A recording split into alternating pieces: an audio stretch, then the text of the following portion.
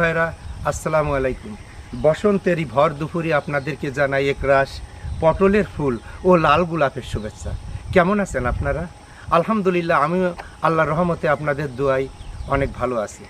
তবে আমি আপনাদেরকে নিয়ে এসেছি আজকে পহেলাহে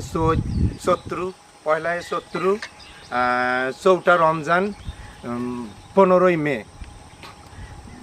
মার্চ, ভুল বলেছি। তো আপনাদেরকে আমি এখন দেখাচ্ছি আমার একটি স্লোগান, বাড়ছে মানুষ কমছে জমি।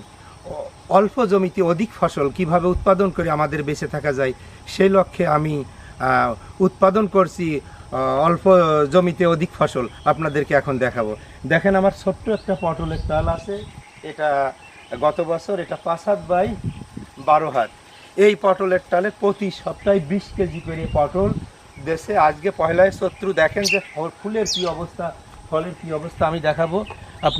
আমি ঘুরে ঘুরে দেখাবো, আপনারা অবশ্যই দেখবেন যে কী পরিমাণ ফুল ফল এখনই পটল গাছে এসেছে। একটু খেয়াল করেন, খেয়াল করলেই দেখতে পারবেন যে কী অবস্থা।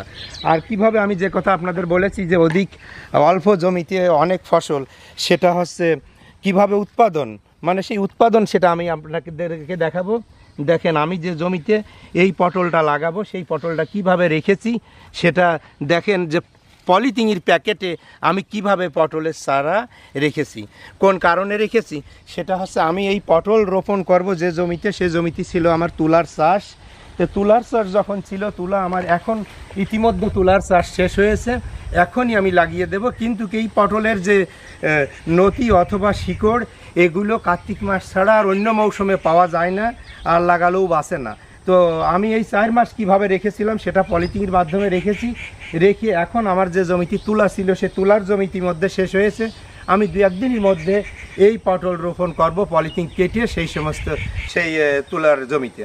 তো যাই হোক, সুপ্রিয় কৃষক ভাইরা, আমি আপনাদেরকে বোঝাতে অবশ্যই সক্ষম হয়েছি যে 4 মাস অতিক্রম করে 4 মাস আগাইয়ে কিভাবে আমি পটলের চারাটা সংরক্ষণ করে রেখে দিয়েছি সেটা আপনারা দেখতে পারছেন।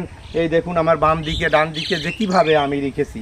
তো যাই হোক, এরকমভাবে আপনারা কিছু ফসলের জাত সংরক্ষণ করে জমিতে ফসল আছে, সেই ফসলের মধ্যে তো অন্য ফসল লাগানো যাবে না, রোপণ করা যাবে না। সেই লক্ষ্যে কী করা যাবে, এইভাবে আপনারা পলিথিন প্যাকেট করে রেখে দিতে পারবেন। যাই হোক, সুপ্রিয় কৃষক ভাইরা, যদি আমার ভিডিওটি ভালো লাগে তাহলে পরে আপনারা লাইক শেয়ার করবেন, বা আমার সাথে ফোন করে আমার মতামত বা কৃষিকাজ সম্পর্কে, আমি ছোট একজন কৃষক, যতটুকুই জানি ততটুকু আমি আমার দেশবাসীকে, আমার কৃষি ভাই যারা আছে তারা আমার কাছে ফোন দিয়ে পরামর্শ চাই, আমি অবশ্যই পরামর্শ দিয়ে থাকি যতটুকু আমার অভিজ্ঞতায় আছে।